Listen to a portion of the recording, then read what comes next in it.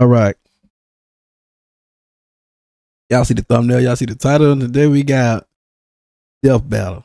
This is Among Us versus Fall Guys. I don't know who I'm going to give this to. I guess I'm going to give it to, I want to say Among Us. Among Us. So it's like, you know, they're like some little beings. They both little beings. And one of them, they survive out in space. I don't know. They're like some sensual beings. I don't know, bro. I'm just here. Let's check this out. How this gonna play out. I don't know who's gonna win. I'm just going with, it could be a draw. I don't know. Let's get it. Sponsored by Marvel Snap.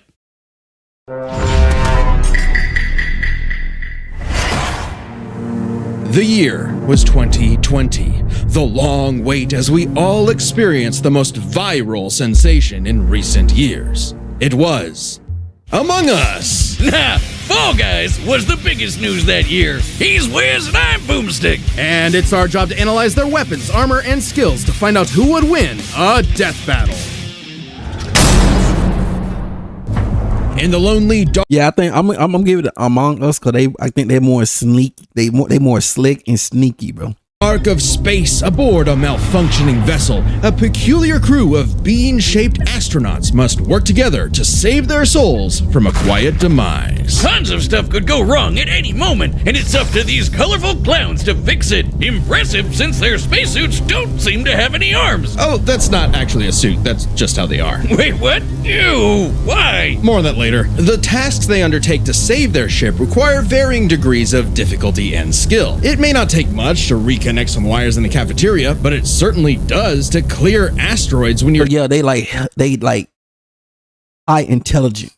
Ship is moving faster than light. If that's not a suit, and survive out in space, then why do they have a cafeteria when they don't have a mouth? At any point, these creatures must draw from medical training, electrical skills, and mechanical know-how. Okay, but it's total chaos, so teamwork is key. They gotta spread out and trust that while they're all swiping cards, they have each other's backs, right? Well, success is always uncertain, as though fate has placed some external force that stands between this species and their survival. There's an imposter among them! I mean, among us, but not us, though, right, Wiz?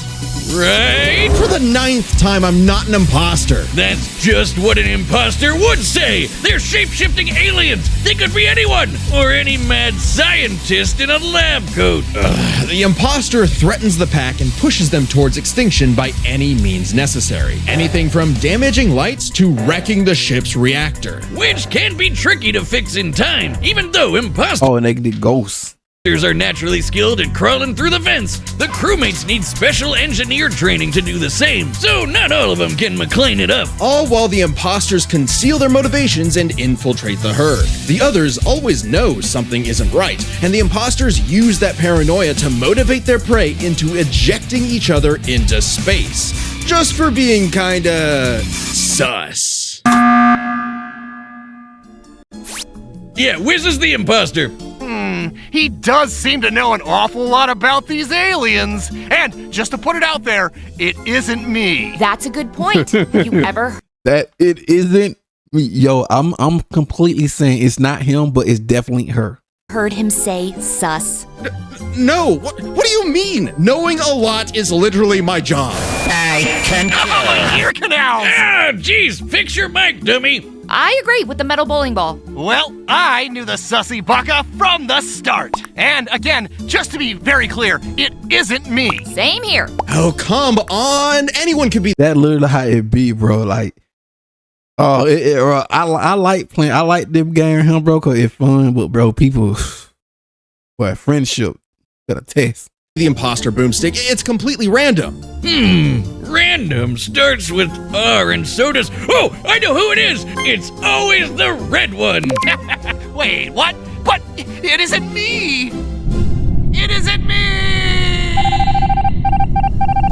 It always the red one. Oh, right. There's usually 2 imposters. Dear God. The imposters aren't just tricksters. They're also hunters. Bloodhounds tracking and assassinating crewmates when they least expect it. They'll snap their necks, stab him with a knife, shoot him with a desert eagle, or use their frickin' tongues to impale their faces. Oh, God! Right through the visor. They may look like they're wearing spacesuits, but that's not a visor. That is their actual face. Examining their cross-section reveals their insides always match the color of their bodies, and that they are comprised of exactly one large bone, which must mean their ability to walk is entirely muscle-based. Their whole anatomy is one unsolvable mystery. Ew! They've got human toes, buff arms for no reason, and can Human toes like Kirby, feet like Kirby. stretch like Mr. Fantastic? What are these freaky things? No one knows. They don't even exist within the same realm of mortality as you or I.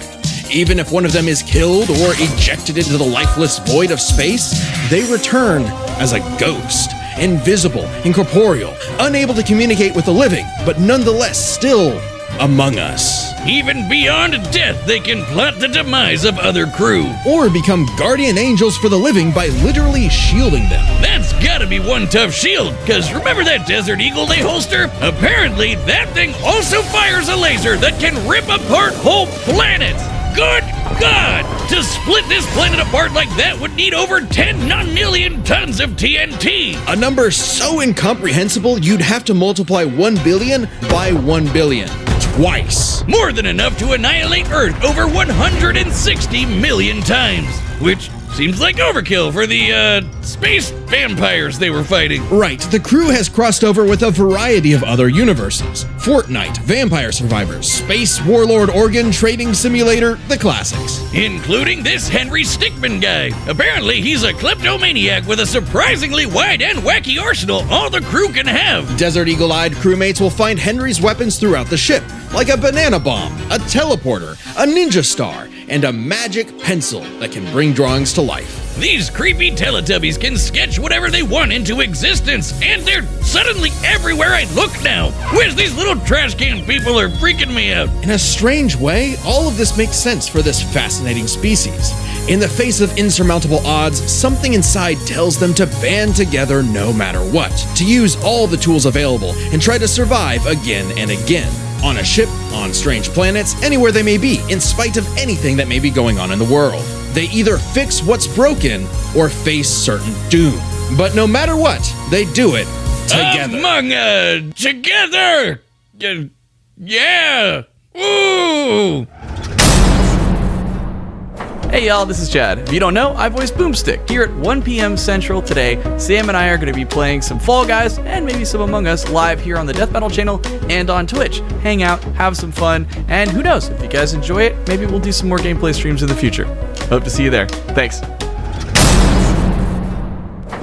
Welcome to Let's get Fall Guys. the bright, colorful world of the Blunderdome! Natural habitat to these lovable little beings known as the Fall Guys, who race each other through fun playgrounds with nothing but I played this game, bro.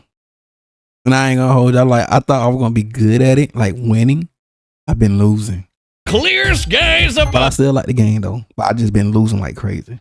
These lively obstacle courses showcase their inherent skills and abilities. As if drawn by natural instinct, they hurtle over barriers together and pass through various tests of strength, agility, and mental fortitude. And it's pretty impressive considering how elaborate these bounce house courses get. How do these weebles wobbles And they got a nice background song. They got some nice songs, theme songs. through it? With a shocking level of innate parkour mastery that otherwise hasn't been seen since 2006. But honestly, not many of the beans make it, and only one can be crowned the winner before everything starts all over again. Which makes for some very friendly competition, like survival of the fittest, but for a bunch of candy grimaces. They'll grab, shove, and slam into each other to make it out on top, or even roll up into a ball and launch across the course. Self-preservation be I ain't even damned. do that. And over time, the beans have evolved to higher levels of, let's call it imagination. The engineer, Digi, invented the creative device so the beans could start making and designing new obstacles and challenges for themselves, as well as additional tools like wrecking balls, wind-up boxes for punching foes, and even translators that make their nonsensical language intelligible. But even at their best, they're still just flinging themselves over these obstacles like a bunch of drunken lemmings. This species seems to have a biological urge to navigate these courses for one singular purpose: get that crown. I mean, if I could be king for a day, I'd push you off a cliff right now. Very funny. Get away from me. Things in the Blunder Dome can get wild. We've seen these goobers get smacked by giant mallets and fall into actual hot lava, but they always pop back up at the qualification stage later, completely unharmed. Somehow. These remarkable creatures have demonstrated some dumbfounding durability, such as getting struck by meteors. That's a hit anywhere from 18 tons of TNT to 15 kilotons. But they still get right back up to Rube Goldberg themselves straight through another obstacle course. They are some gag characters. On top of that, they were hit with the Big Bang and came out the other side completely fine. Wait, what? Did I just say the Big Bang? Why do we even mention the meteor? Who cares? Their suits are basically indestructible. Boomstick, I hate to tell you this. No. Those aren't really... Don't say it! Those aren't actually suits. That's their skin. Oh, man. People were getting weird back in 2020. Didn't they have better things to do? With only arms, legs, and eyes, there must be some genetic mechanism inside the beans that causes them to be self-sustaining. Though after some dissection, it's unclear. This is an official image, by the way. I don't know what's more upsetting, that skeleton or the fact that these jelly beans are 6 friggin' feet tall. Imagine bumping into this thing in a dark alleyway. No, thank you. So, this means when you start the game, you're just flat out naked? Just swinging away, beans in the wind. Strange such nakedness would be allowed, considering what's actually happening is the Fall Guys are contestants in a non-stop 24/7 game show, the Ultimate Knockout.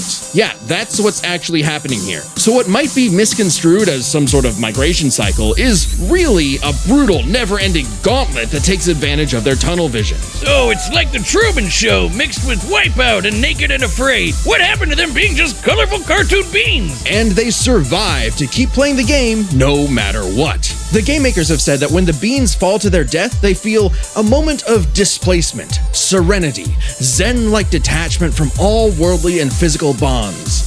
Then they pop back onto the podium to celebrate their achievements. That's an official quote. They've also said they're strong enough to rip someone in half and can stretch their bodies so far they pass beyond the observable universe. Oh god, the Twitter feats. Oh yeah! January 18th, 2022, 9:14 a.m. The Fall Guy stretched so far, he exited the universe as we know it, and then he kept going. Speaking of universes, the Fall Guys have seen dozens of guest stars from other stories and have learned from their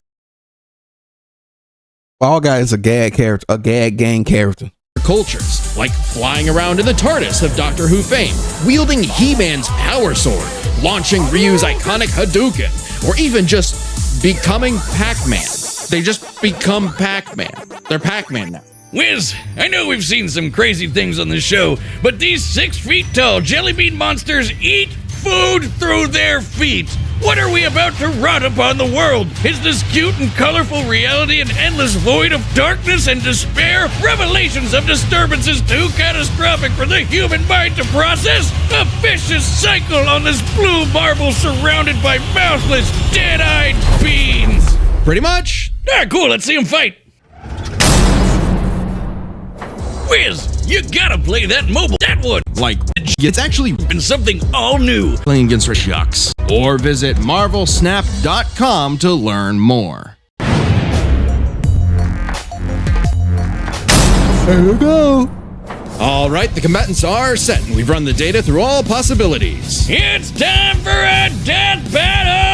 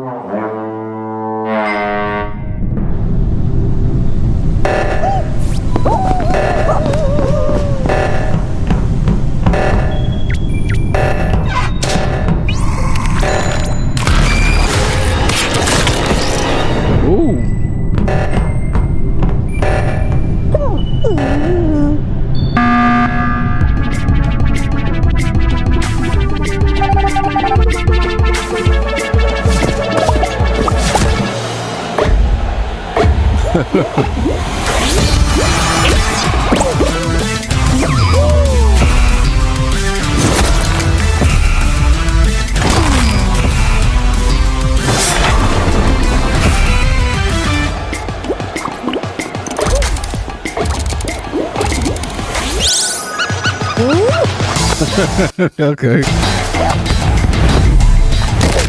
Ooh.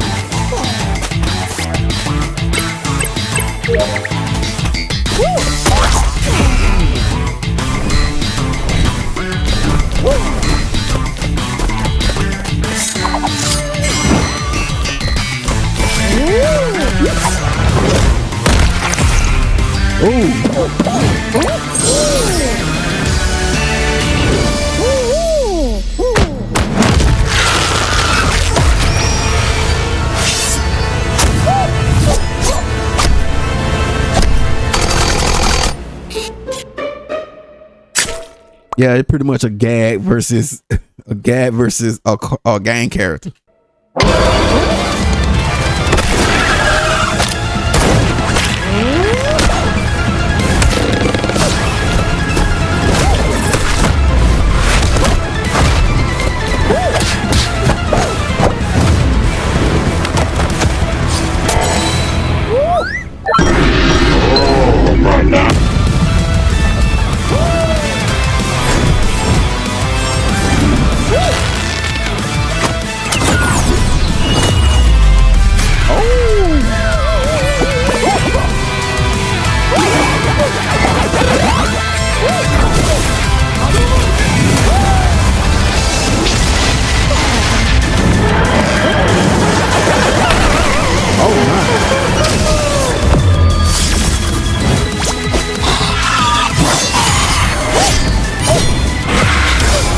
Always the red one.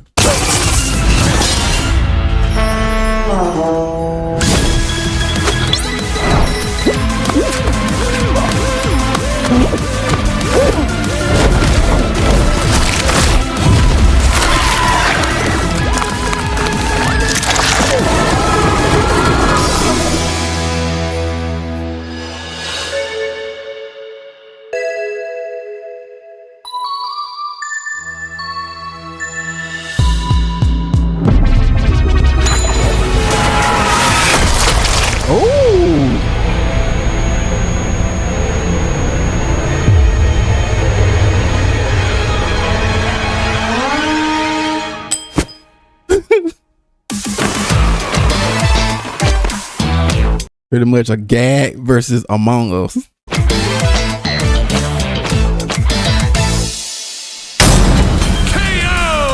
Oh, when's the next episode? This is my new favorite show. Move over, chimp crazy. We broke this down into 3 categories: offense, defense, and the bizarre. Let's start with offense. I mean, the bogus Among Us could blow up planets, not to mention moving faster than light to hit all those planets in one shot. It's kinda out there, but no Fall Guy has ever done anything like that. The crewmates clearly get the edge in offense. Though that impressive power matters less when we look at defense. It's crazy how much damage the Fall Guys can walk off. They survived anything their course threw at them, took hits from meteors, and most importantly, survived the Big Bang. You know, the explosion that blew the whole frickin' universe into existence? Easy edge for the bumbling beans. We can even go a step further. Both of these creatures have demonstrated various forms of invulnerability and death negation, like how the Fall Guys could always pop back up for another round, or how the crewmates became ghosts when they die. However, only the Fall Guys had a viable counter.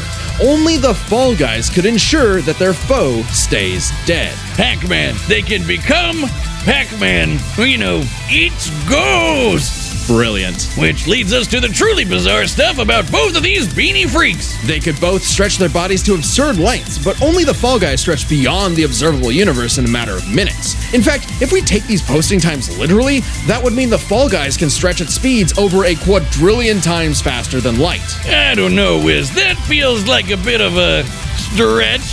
Wink. The crewmates did have plenty of I answers about to say reach.